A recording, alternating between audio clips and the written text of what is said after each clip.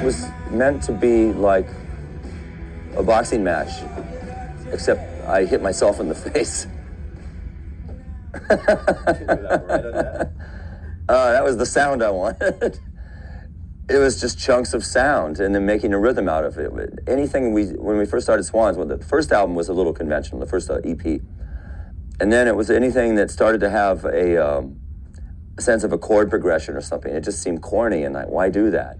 So it was more about like taking chunks of sound and making a rhythm, and just a rhythm that seemed relentless, that could go on forever, and just forcing that forward. And then I would find a place somewhere in my lower intestines from where I sang, and that would come up, and that would be the composition, so to speak. And gradually it got more orchestrated and more complicated, you know, but it really started from a place right here, just reaching that kind of deep sex, death place in your stomach, you know.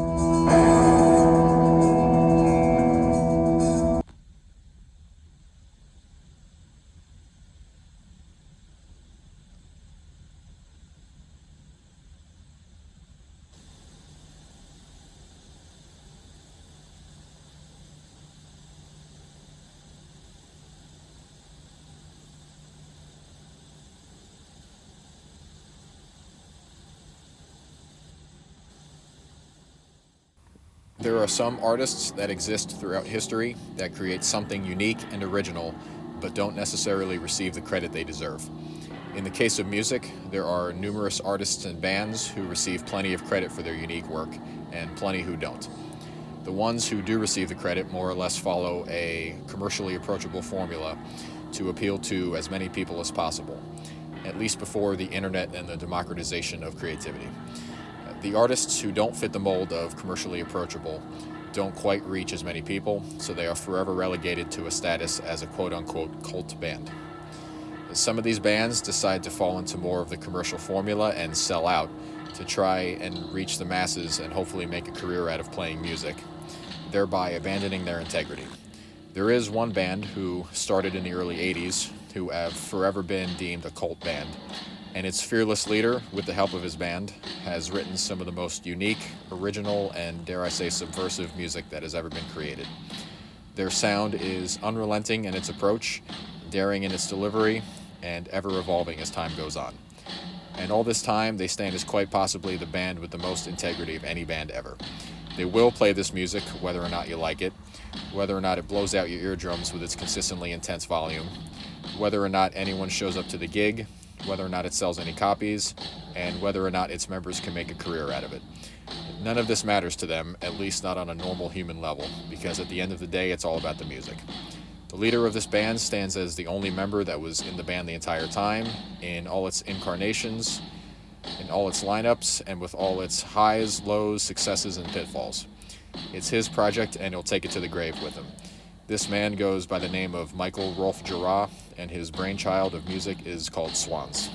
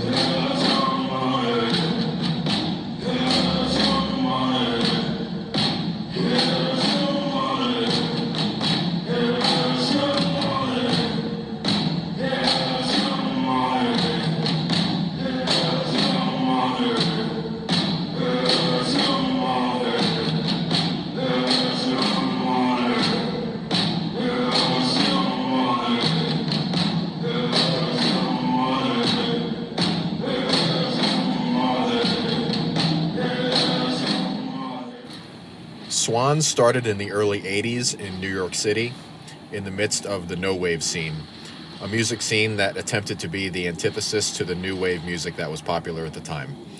This scene was exemplified by largely minimalist songwriting that eschewed rock and roll cliches and blues influences in favor of experimental, noisy, atonal, and dissonant music with flavors of free jazz, funk, and disco.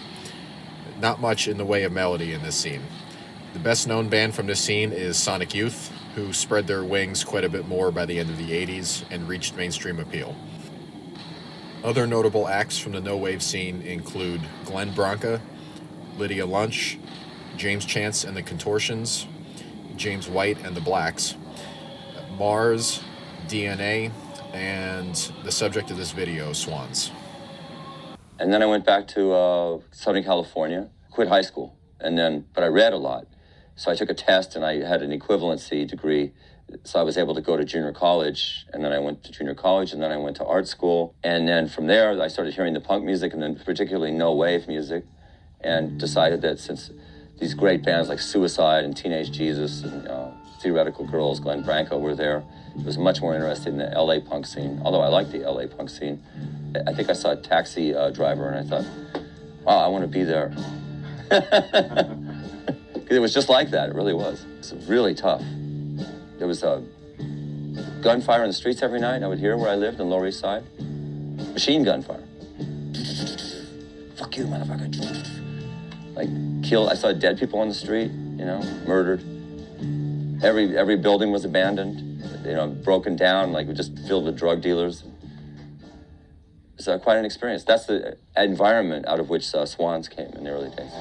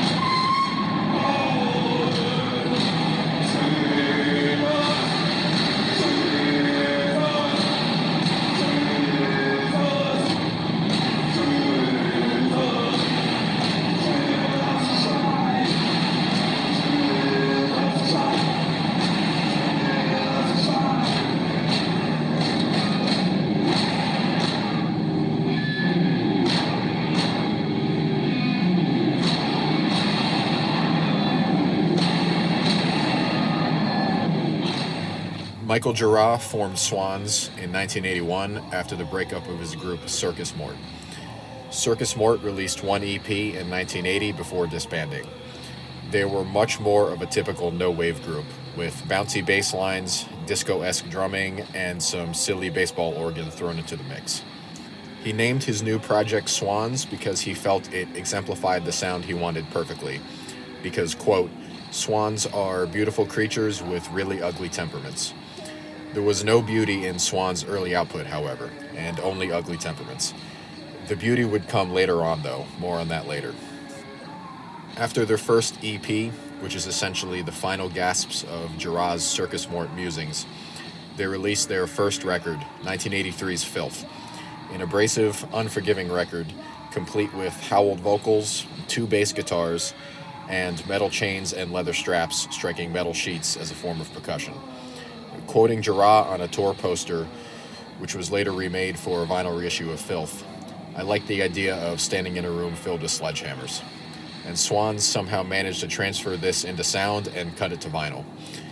Their sound was cleaned up a bit for their next 2 releases, 1984's Young God EP and the full-length corresponding album Cop. This pair of releases are still very industrious sounding, but the band is more in sync and less messy when compared to Filth.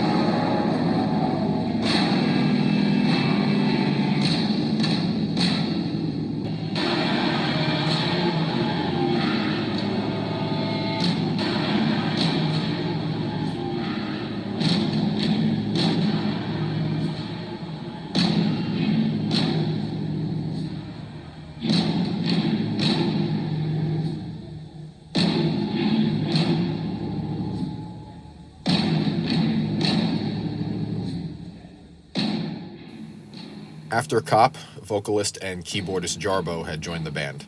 Her audition consisted of her personally sending Gira a self-made cassette tape that she named Walls Have Ears, which featured her wide-ranging vocal prowess.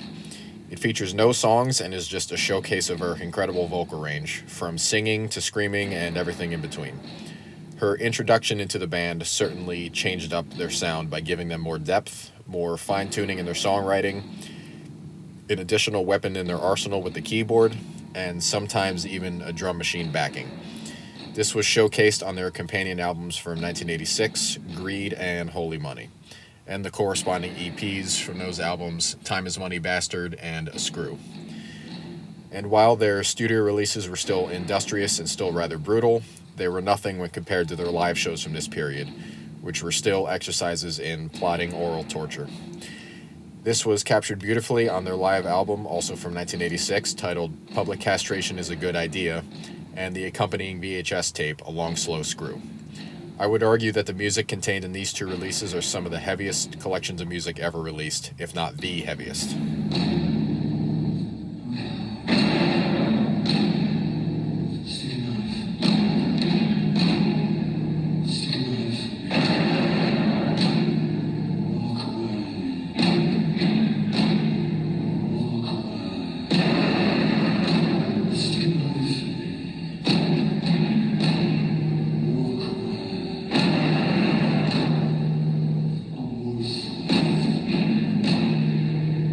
Worse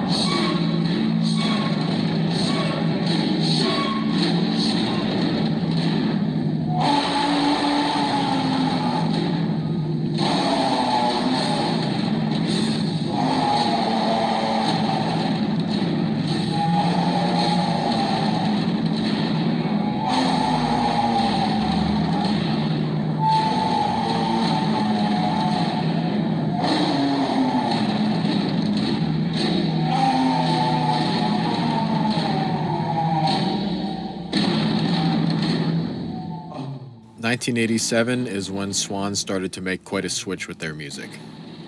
The brutal dissonance gave way to a more lush, orchestral, Gothic folk sound, at least for a few album cycles. This started with the first release from their side project called Skin. The first release from this side project, Blood, Women, Roses, features only Jarboe on vocals and is quite a departure from anything Swans made up to that point. The orchestral instrumentation, which includes piano, violin, viola, cello, and upright bass, and scant drum machine tracks, give this album an ethereal dark wave sound that is a fantastic listen. It also features covers of the classic songs Cry Me a River and The Man I Love. This side project influence bled into Swans' next album, the double LP Children of God, which is arguably their best album. And Children of God is nothing short of incredible, weaving religious imagery into a varied collection of tracks, some hauntingly beautiful, others beautifully haunting. Once again, their studio material was tame compared to their live performances at the time, which cranked their sound up past 11 and rarely if ever let up with its intensity.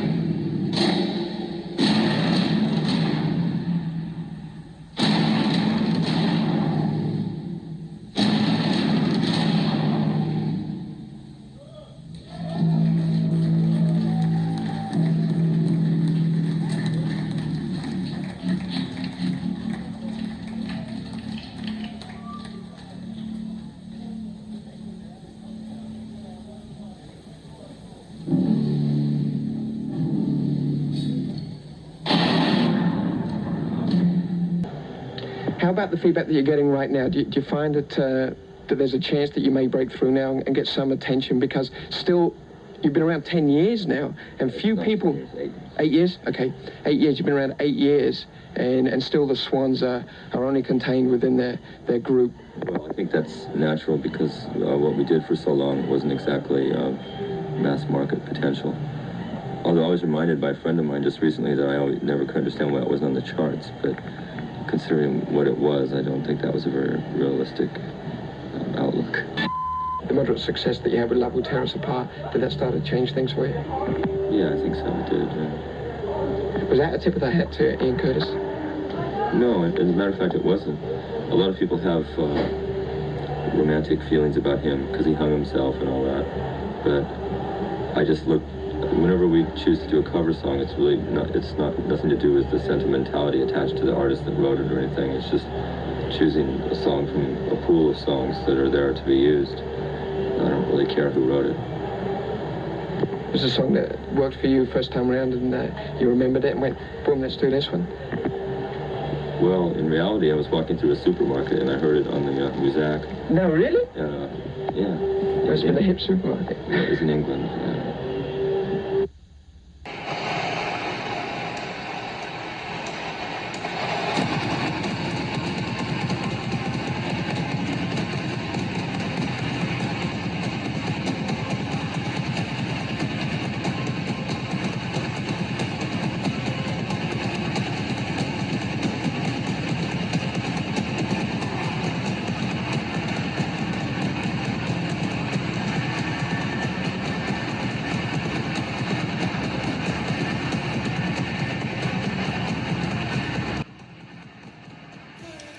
After another Skin album titled Shame, Humility, Revenge, this time with Michael Gira singing and being a darker album compared to the first Skin album, but still featuring plenty of orchestral backing, Swans did a surprise cover of Joy Division's hit song, Love Will Tear Us Apart, and 2 different versions were released, one with Gira singing lead vocals and one with Jarboe singing lead vocals.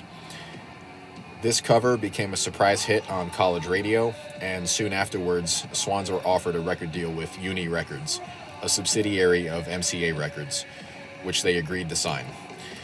Quoting Michael Gira, "At 15, I was digging ditches in the desert in Israel, and I put myself through college painting houses. I never saw any money from any of our records. So by the time I finally got that carrot dangled in front of me, it was like, at last I can make a living at what I love to do." The resulting album, 1989's The Burning World, was a commercial and critical flop. It is the one record that Gira regrets making in his long and storied career, in addition to the Joy Division cover. I find the album to be wonderfully written and beautifully performed, and it's a shame that people don't look past the band who released it, and they instead should focus on the songs themselves. Swans were dropped from the label after the commercial disappointment of their only major label studio album.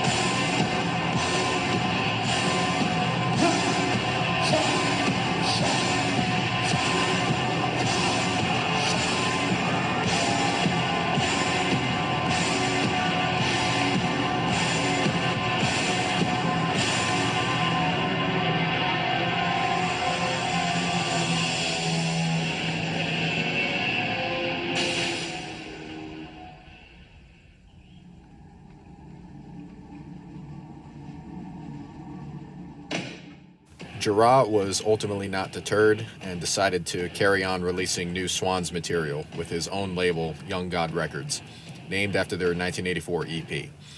The next album was a third and final Skin album, 10 Songs from Another World, and released under the project name World of Skin. And then was 1991's White Light in the Mouth of Infinity, another beautiful dark folk record that follows in the same vein as The Burning World, but expands on those themes even further and to much greater effect. This eventually became my favorite Swans record. White Light was followed up by a companion album, 1992's Love of Life, which is great in its own respect, but certainly reeks of outtakes from the White Light sessions. This album also started Swans' affinity for using found sounds and tape collages that are interwoven in with their conventional songs. These were picked from the collection of conversations and other recordings gathered by Jarboe's father, who worked for the FBI and had the phones in the family house bugged.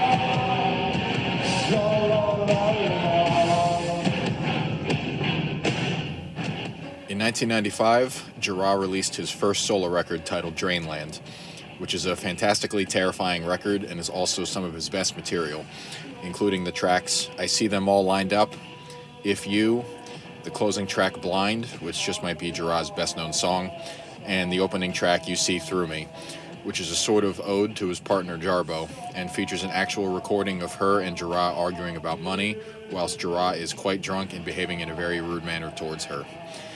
Quite a way to open an album.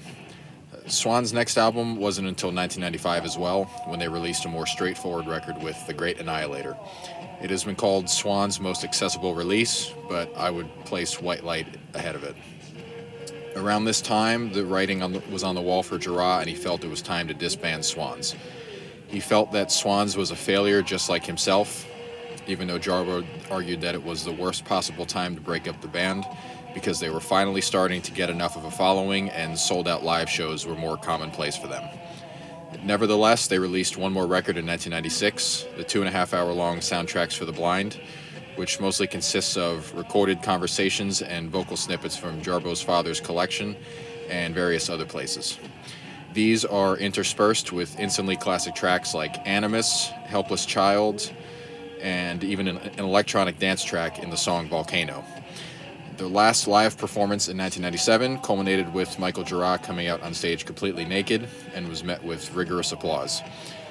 The posthumous releases commenced with 1998's Swans Are Dead, a double live album collecting live material from their 1995 to 1997 live performances, and a fantastic greatest hits release in 1999's Various Failures, which collects material of theirs from the middle of their career, specifically 1988 to 1992, including a lot of B-sides and rarities, some of which are excellent tracks, specifically the Gira-sung version of the White Light track, Song for Dead Time, as well as the tracks Was He Ever Alive, Pictures of Marianne, No Cruel Angel, and alternate versions of Children of God tracks Trust Me and New Mind.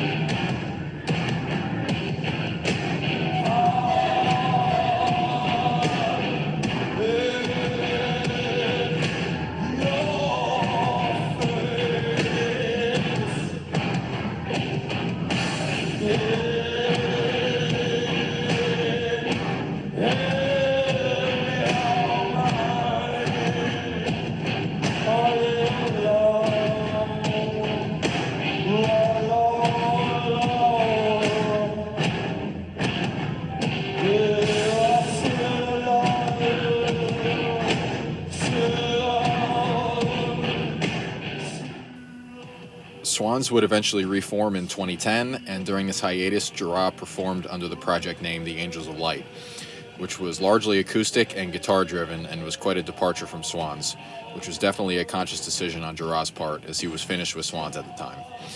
He released 5 albums under this moniker: 1999's New Mother, 2001's How I Loved You, 2003's Everything Is Good Here, Please Come Home, a 2005 split with experimental freak folk group Akron Family, and 2007's We Are Him. He also continued running his label Young God Records, releasing albums from other artists like Akron Family, Devendra Banhart, Windsor for the Derby, and Flux Information Sciences. He also released 2 experimental ambient noise albums in 1998 and 1999, one under the name The Body Lovers and one under the name The Body Haters. These 2 releases were Gira's outlet for his tape loop experimentation.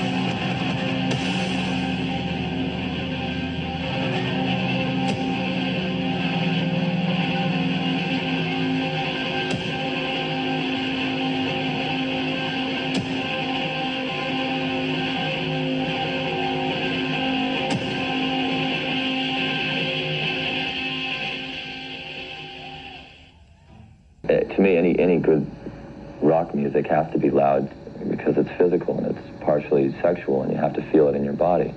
It has to make your stomach pulsate. It has to make your groin warm. It has to make your hips move. If it doesn't do that, it's not worth anything as rock music. So when we do that and when we do something that's rhythm, that's primarily dependent on the rhythm, we want it loud because we want you to feel it, not because we want to hurt you or attack you or drive you away or some stupid arty gesture like that. It's just physical music. That's what it is. But musically, anyway, we were just much more concerned on this album with shifting atmospheres and textures and juxtaposing sensuous and gentle moments with kind of ugly and violent moments. I don't know. I mean, I guess the same subjects inspire me that inspire most songwriters: of sex, death, work, love, hate. I just try and deal with them as having a lot of different sides to them rather than simple statements, that's all. I guess the kind of language I'm interested in has maybe been influenced from advertising and television, just simple newspeak kind of phrases. But I think I'm changing away from that a little bit. I guess one of the basic themes of the album is belief or religion, I guess. Though not literally. You think people have got sort of preconceptions about Swans which are pretty erroneous? Yes. I mean, it seems that people generally assume that we're some kind of gesture or anti-music or an attack or something ridiculous like that. It's music and it's there for people to use, and I would hope, in fact, that they enjoy it. And particularly with this new album, it's much less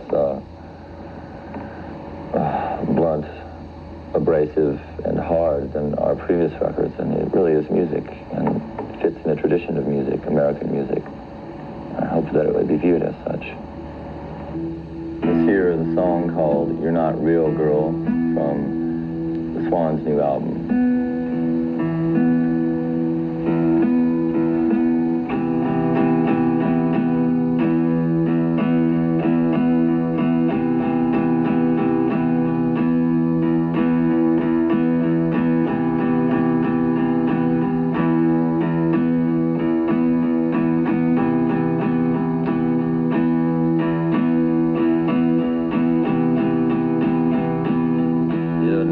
Close your eyes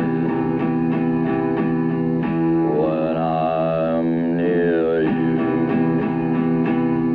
You never say you know me when I'm inside you. You know it's only a feeling. You should never trust what you feel. Take my trust in your body. Nothing inside you is real. Nothing inside you is real. Nothing inside you is real. Nothing inside you is real.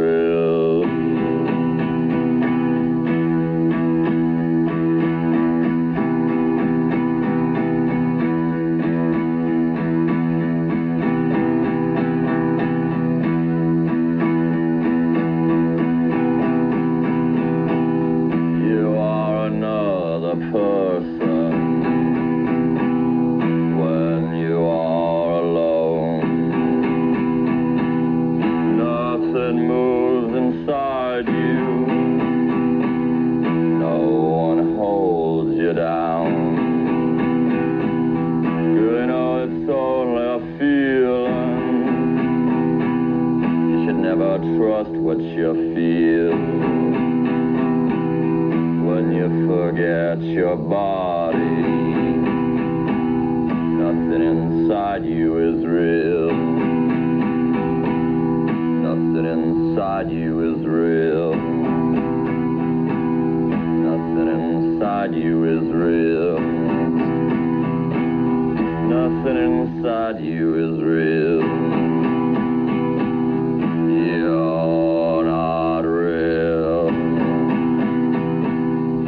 You're not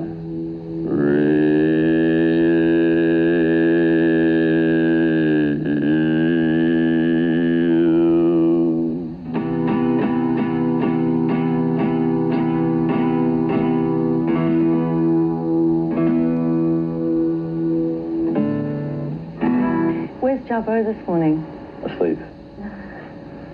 What any decent person would be. I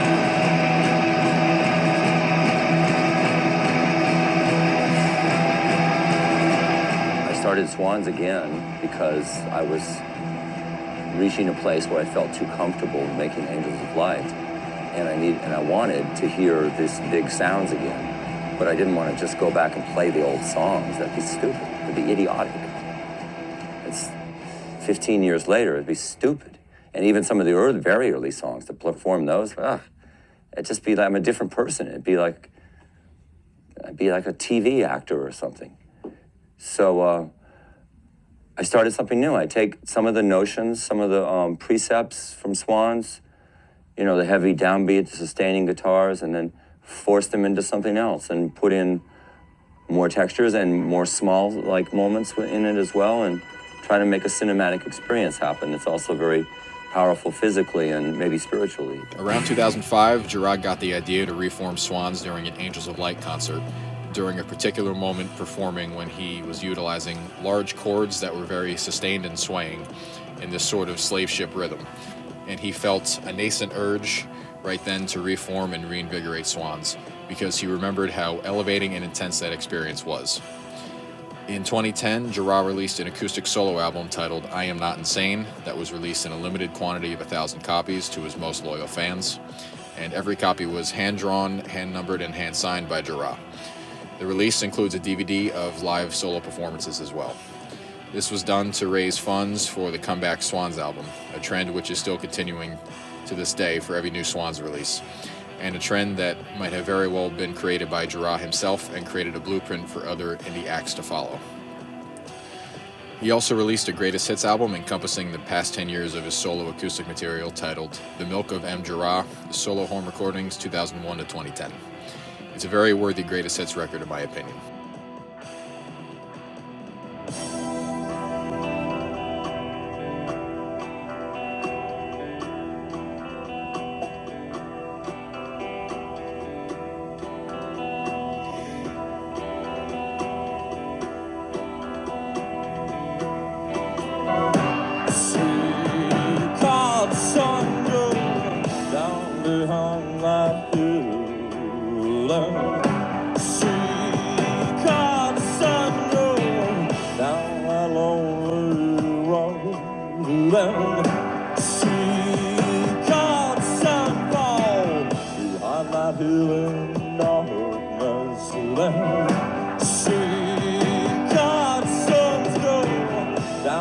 God-forsaken road and see us leave.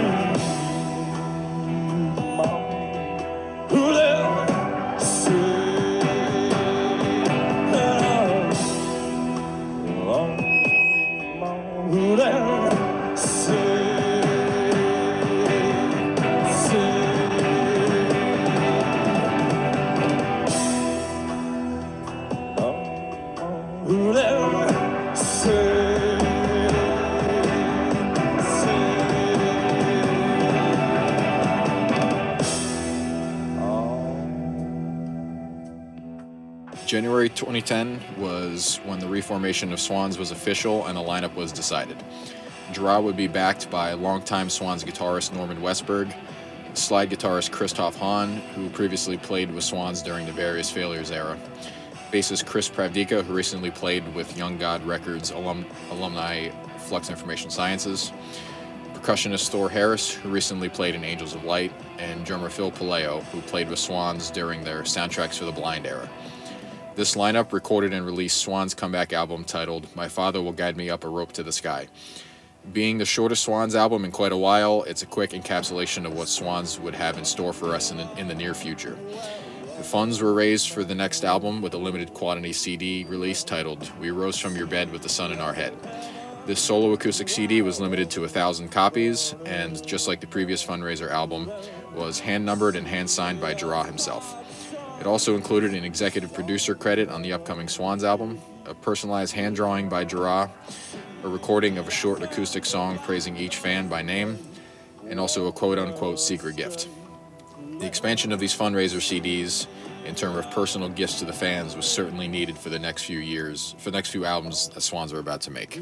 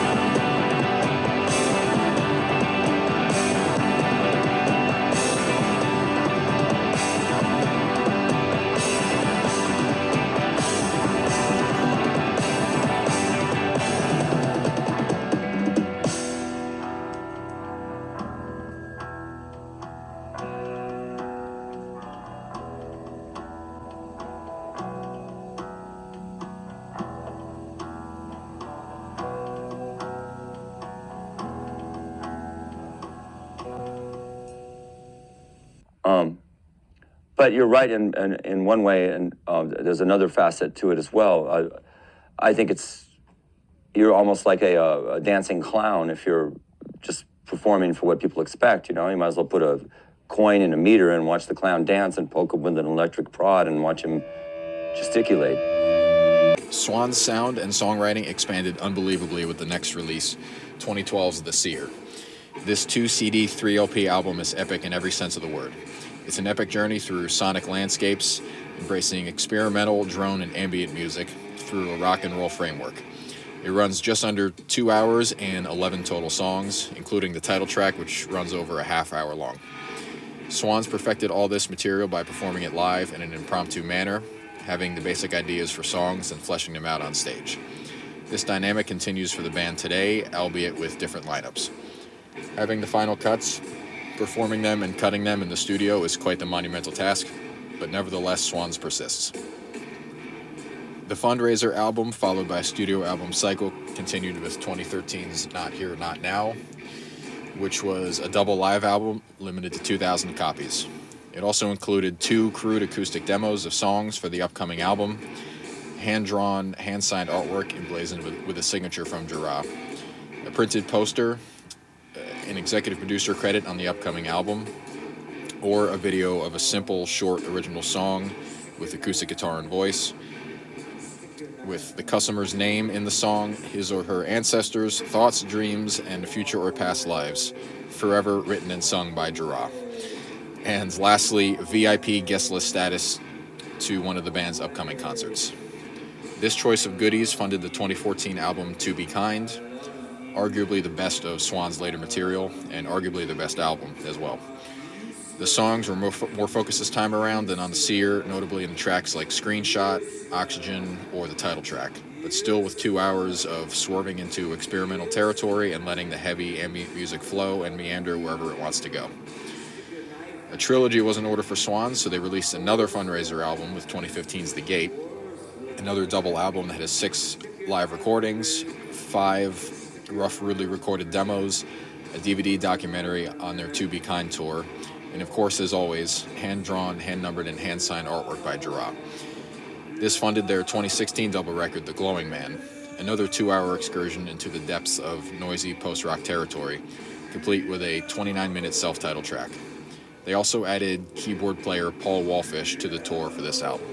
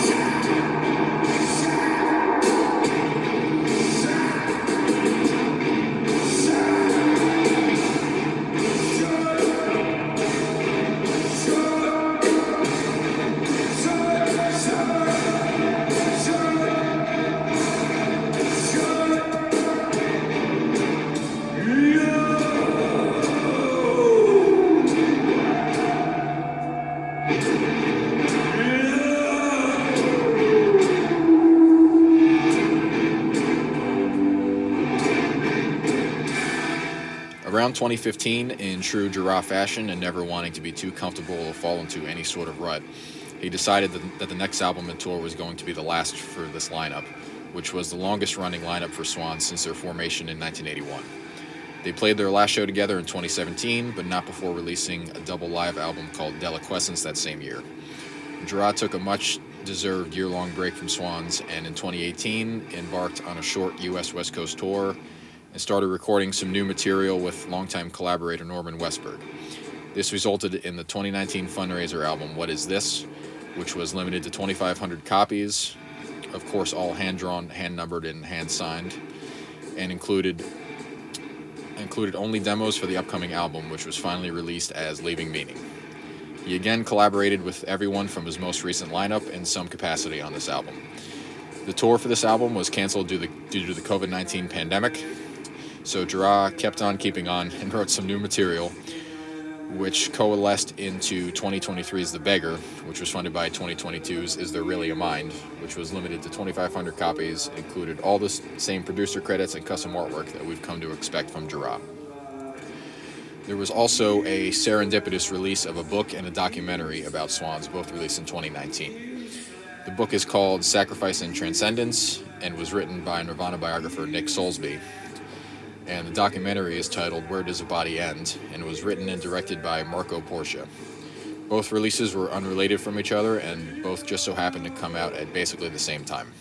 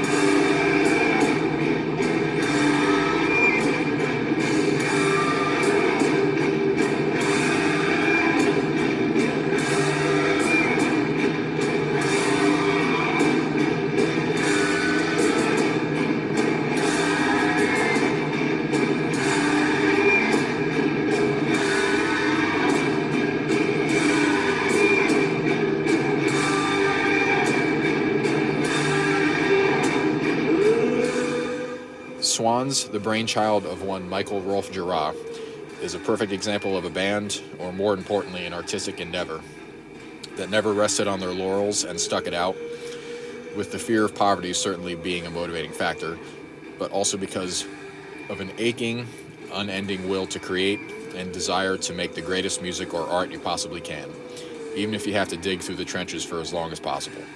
As long as you have the chops and the will to succeed, you will eventually succeed. If you haven't already, give their entire discography a listen and go see them live while you still can, so that you might possibly forget flesh, get rid of the body, and exist as pure energy, transcendent inside the sound.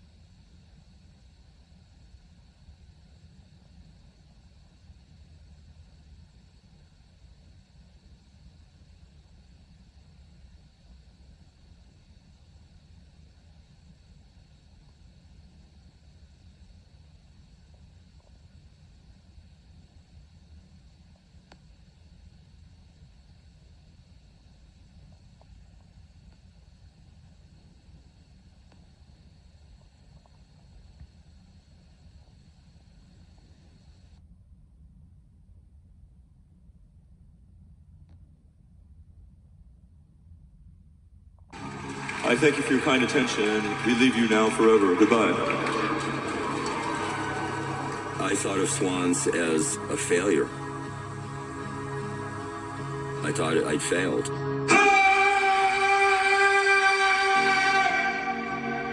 Well, I'm sure I'll do more solo stuff, but yes, I'm going to keep the band going until I drop, probably. It'll have to adjust to my coming infirmities, I'm sure, but it's just a moniker I have. It's a name I have for the music I make, so I'll definitely keep it going.